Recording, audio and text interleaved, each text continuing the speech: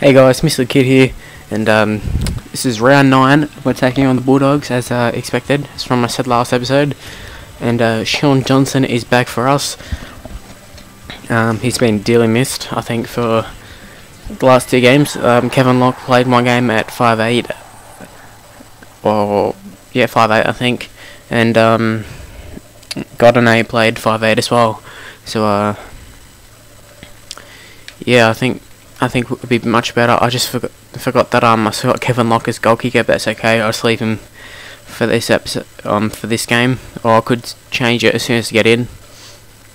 I think that that's the only change I made. I can't remember any other changes. I made them just before I started recording, so you can see there Sean Johnson in the number 7 again. And I've thought about what I want to talk about in this episode, and Eden Park. Sorry, that's not what I want to talk about, but okay, yeah. Okay, I understand now. Oh, Josh Morris is not playing. Interesting. No Josh Morris for them. Tim Laffey is in the squad. Morris must be hurt, so it's not good for them. But let's go. So the topic I want to talk about was it was like all the changes in, like, all the swappings and teams and people getting sacked and that sort of stuff. Now I just want to start out by saying the last thing, sort of last bit of player movement or whatever that's happened is well, it's actually a coach, but Ricky Stewart has quit the Eels, and I'm just gonna, as a Bulldogs fan, I think that's the best thing for the Eels. I think Ricky Stewart is very overrated. I think he's like, players, they don't, like, he's a good motivator, but he's not a good coach. And I think he's always, like, he always comes out and he speaks as if he knows a lot of the game, but all you gotta, like, he obviously doesn't know a lot about the game. I'm not trying, well, sorry if I'm coming off, I don't know, that's not how I'm trying to come off as him not being, like, knowing a lot about the game, but from a coach's standpoint, it appears that he is a good coach because he won a premiership. But if you go back and you look at when he won the premiership, okay, that was the year the Bulldogs lost all their points and would have gone on to win. Plus, he already had a team that I think Graham Murray had. He pretty much left him with that squad that had been in grand finals beforehand. So it's not as if he didn't have a bad side. So he had a pretty good side, and I think they did get a bit of luck. And then he lost in the next 2 grand finals, and I don't know if that's just due to team, like, he couldn't get the teams up for the final, or we're gonna kick early, use the wind. But lost the Panthers and the Bulldogs. So Bulldogs claimed that what was theirs in 2002, 2 years later, and Panthers beat them. Oh, I thought we were gonna go straight through Lula. Yeah, I've sort of rambled on for a bit, got off topic, but yeah, Rick Stewart, if you look at his percentages for winning, he's not great. I think he has a negative percentage of wins, and everyone seems to want to bring up his, like, days at the Sharks. I think it might have been his first year or something, where he took them to semi-finals. I think he got 3rd, but it's like equaled 1st or some shit. I need to sneeze, sorry. Sorry about that. Sneezed on camera. Well, not camera, on record. Oh, I was offside then, I thought. But yeah, he took them one away from the grand final. They lost to Storm, and, you know, good work for him. But he did have a good side there. And then after that, Kamali left. He let go a few of these players, and they ended up going to shit. And he ended up getting sacked, I think. Or if he didn't, he would have been very close to it, because the team turned to shit because he made terrible decisions. All you gotta do is look back at I think his name was Marvin Filippo or whatever. He was signed with the Bulldogs, and he was supposed to be the next Sonny Bill. Obviously that hasn't happened. He signed him up. He hadn't even played first grade. I think he'd barely played reserve grade, and they signed him up for like 400 grand a year or 300 grand a year. So that, like, with like the value going up, and salary cap and stuff. So if they signed him for that now, that would have been probably like 600 grand, 700 grand, something like that. Now you can imagine how annoyed Sharks fans were of this signing, considering he didn't really even play.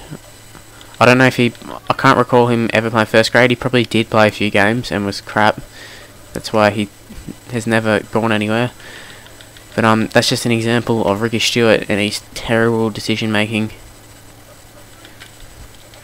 And then obviously you bring in some good players as well, but yeah, for the most part he hasn't. And I'm not trying to say that if Ricky Stewart wasn't at the Eels, they would have not got the wooden spoon. But I'm just saying he didn't really help them at all. As much as people try and make him out, and he's just left them in the shit. All those players that he told weren't needed for next year, well, that I think they'd feel very annoyed, especially the ones that have moved on to another club and didn't want to leave but got told, and now the coach is leaving, and you know, they could potentially have stayed. But this brings in more questions. Who's going to fill his role? But the more important questions for me is which one of the players is going to go play fullback for the Bulldogs, and I'm talking about Jared Hayne and Will Hopewadi. Now I think there's been strong rumours of those two looking to get out of their contract. Obviously, you can understand why they would want to get out, but I reckon they'd be on big money. I need to make some subs. I haven't even made some subs yet. I'd say they'd be on pretty good money, those two guys, and I'm not too sure if religion will come into it for Hopewadi, like his mom and stuff. I think Hayne's pretty religious as well, but I'm talking about that because like walking out on contracts and stuff, I don't know. It might be, I don't know, against their religion or something. I don't know. And that sounds stupid, but I'm sure people kind of understand what I'm getting at. But I personally think Will Hopewadi might be about money. Obviously, if he left Manly to go, he's already signed for the Eels 2 years before he could even play. And Eels were a terrible team then, terrible team now. I think it's all about money for him. So if Bulldogs can match his offer, which is reportedly it was 850 that he's on a year. I think it is a bit of a risk, but I don't think it'd be a bad signing, considering there's not really anybody else. This Kevin Locke on the market. I'll talk about him in a sec. So there's a few people the Bulldogs could get. Also, as mentioned, Hayne just before. He's been rumoured. I think he's come out and denied it a few times, but obviously that didn't really mean much. Ricky Stewart also denied it. Des Hasler denied moving to the Bulldogs as well, I'm pretty sure, so it doesn't really mean much. Yeah, because that means just as much as a contract, so really nothing. That's what I'm trying to say. So them coming out and being like, no, nothing happened. Don't believe it. Wait till it happens. If nothing happens, then you believe it. And then if stuff does happen, obviously they're lying. So Hayne, I think he'd fit in pretty well with the Bulldogs. I think he's what they were missing. He's a different player to Barber, but he can make the breaks that Barber does. He can make those length of the field tries, but he's bigger, stronger. I think he's faster as well. I remember they did like a proper race a few years ago, and I think Hayne destroyed him. Well, obviously he didn't. Well, sorry, he didn't destroy him, but in like a race sort of sense, he beat him by a fair bit. Concentrating. I need to get. Oh, Cassiano. I can't get any space here. I'm gonna have to give Johnson. I'm gonna have to play sort of cheap. Oh, that was terrible. Supposed to go to lock. Oh, came out of the line and I missed. Lula. Oh, I hate how you can't turn. I'm trying to turn around, but because they do like a stupid animation where they, I don't know, they have to do like a circle or something. I don't know, it's crap. And yeah. Oh, that's very annoying. this could potentially be our first loss. And I'm not trying to throw the game because it's against Bulldogs. I'm sure there's going to be people trying to say that, and that is not true. Far from it. I want to get undefeated. We need to score quick. No, I won't go short. We'll go for the shoulder charge. Johnson's crap at kicking. What the hell? I'm gonna have to put lock back on. I really wish I could just try and jump that on the run. The big T-Rex. Lilyman. I'll line him up. Oh my god. Okay, Barber deserved that. He deserved that. I meant to do that on purpose. Just saying. Okay, I didn't really. But it's okay. Clemmer. He's been a bit of a disappointment. Speaking of like signings and all that sort of stuff, he's been I don't know what the word I'm looking for, but kind of a disappointment. He's on big money. Oh, he's actually, I think it starts next year, but he's going to be on big money, and he better turn out to be a star. Now, I think he won the, what's it called? The like Toyota Cup, sorry, Holden Cup, or whatever it's called back then. I think it was Toyota Cup still then, but the Under-20s Player of the Year. Oh my god. Oh, that's game over, I think. Need the ball back. Come on, Ennis. Last time you kicked your crap. I was there that night and you're crap. Alright, we're going to have to go short. Sorry guys, the topics go out the back. I need to concentrate. You can see the guys. You can see the guy's hair just before. Oh, it hasn't gone there. Ugh, that is so annoying. So annoying. Okay, we need like an intercept or something. I'm gonna go for intercept, guys. It's a cheap tactic, but it needs to be done. Oh, they're not even good at shoulder charges this side. That was forward. Nah, damn, I thought it was forward.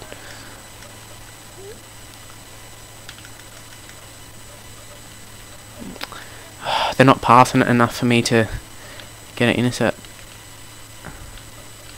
Oh, nearly picked one off there. T-Rex. We're not going to have enough time. Oh, I thought we were going to race away there.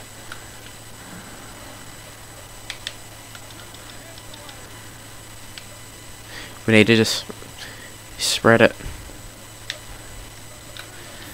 Nah, we've run out of time, unfortunately. Oh, that was terrible. Nothing went right this game. Oh, fuck off. Keening. That's ridiculous, this game. Come on, mate. Oh, that's very annoying. Johnson was crap. Rushed him back in and he played crap. Obviously, I'm playing as him. I keep saying obviously. We'll go in and we'll check that ladder. I think we're still in first, hopefully. I really hope we are. We need change. Maybe I have to bring in Larry again. Another party not doing it for me. But if it was Dane Nielsen, so I don't know what I'm going to do. But change needs to happen.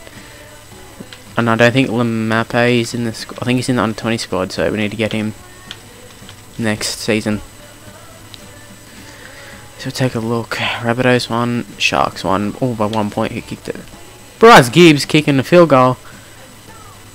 That is ridiculous. That is ridiculous. Someone needs to be held accountable for this. Santhide. Another goal. And Yawate. What the hell? What is wrong with this game? Yawate kicking field goals. I don't think he's even quartered enough to kick the ball. Ben Hampton. Okay, that's respectable. Kicking a field goal. What? So many field goals. Yeah, Cherry Evans. Okay, I'm fine with them. Oh, wrong one. Okay, look at the fixtures. Nicer in front. Oh, it's exactly the same. Okay, so I'm gonna leave it here. Thank you for watching. If you enjoyed it, please give it a like. If not, don't do anything. Actually, don't come back to the video ever. No, I'm just kidding. I'll see you next time. Peace out. Bye.